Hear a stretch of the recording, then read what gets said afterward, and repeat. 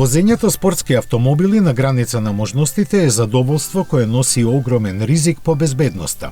За адреналинот да не биде тој што управува место вештините на возачот, Порше развива многу интересна технологија.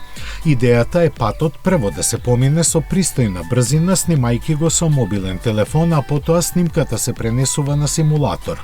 На тој начин возачот може до перфекција да ги доведе своите реакции и после тоа да се впушти во задоволството на вистинското возење.